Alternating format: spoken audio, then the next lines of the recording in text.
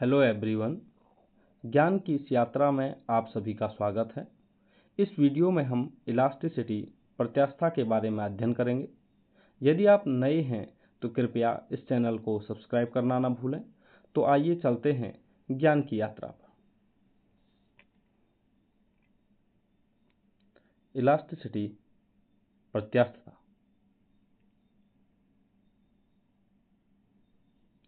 First of all, definition of elasticity. Elasticity is the property of a material by virtue of which it resists deformation caused by an external force and returns to its original shape and size once the deforming force is removed. When we apply an external force on an object, its shape, size, or both may change. This external force is called deforming force. Once the deforming force is removed, object regain its original shape and size.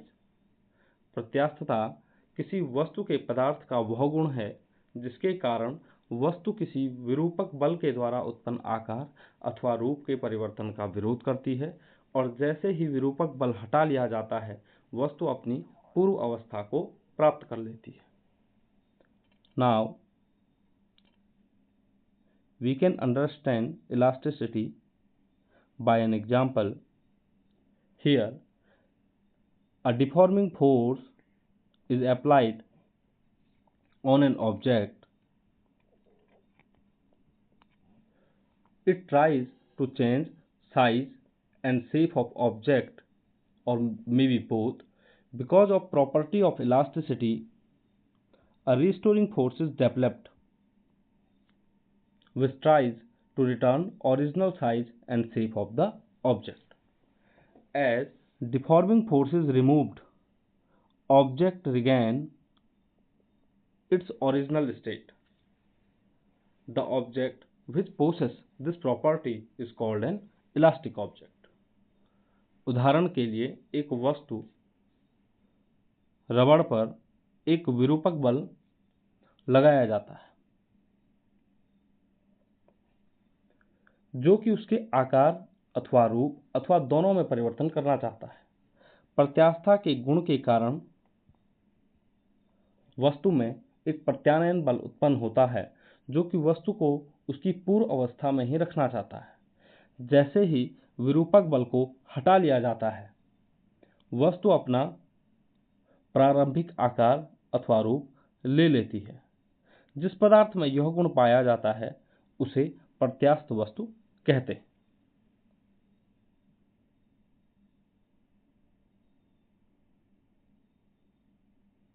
Now we can understand elasticity by spring ball system.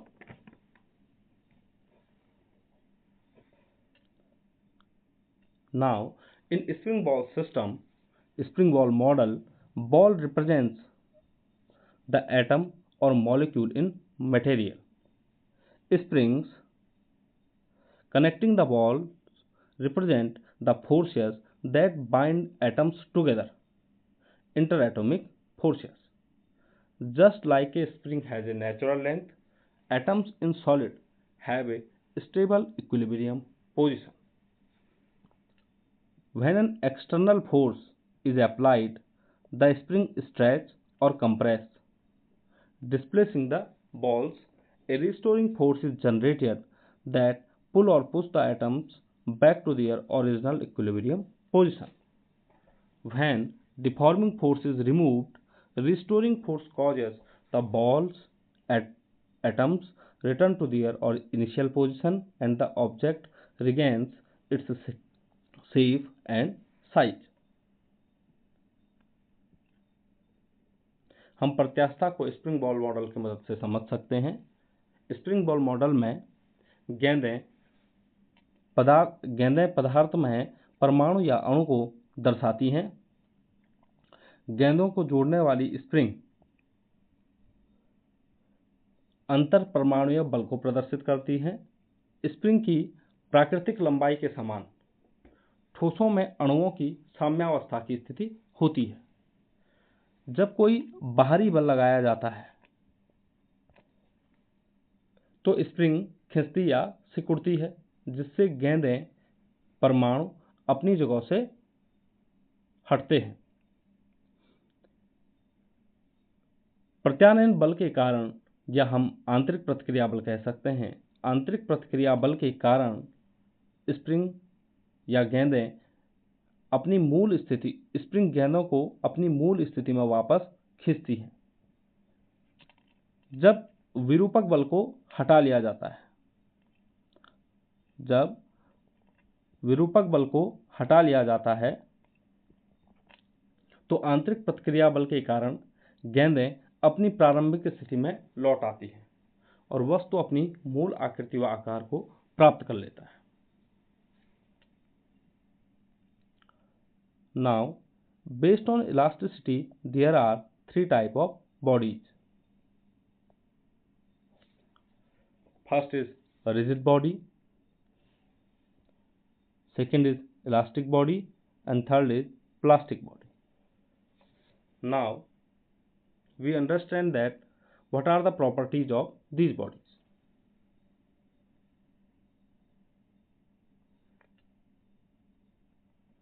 Rigid body. A perfectly rigid body is one where the distance between any two constituent particles remains unchanged when an external force acts upon it. Example, in reality, no body is perfectly rigid. Billiard ball, flywheel, planetary bodies such as Earth can be regarded as rigid body. Elastic body.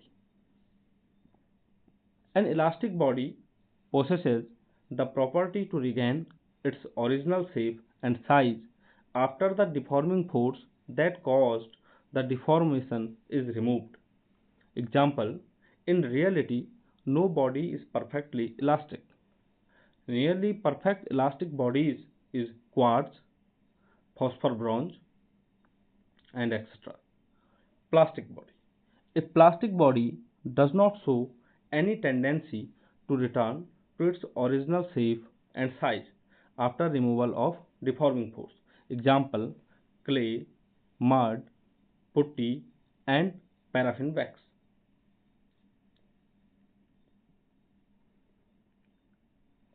अब हम समझेंगे दृढ़ वस्तु, प्रत्यास्थ वस्तु and सुघट्य वस्तु किसे कहते हैं।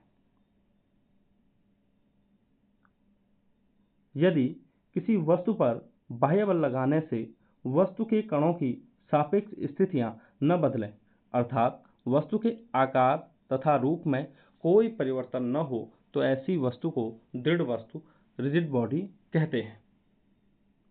उदाहरण के लिए बिलियर्ड बॉल, फ्लाईव्हील एवं प्लेनेटरी बॉडीज जैसे कि धरती।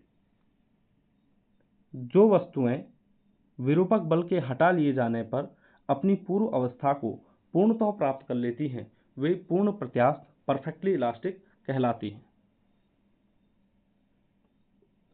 जैसे कि क्वार्ट्ज, फॉस्फर ब्रॉन्ज।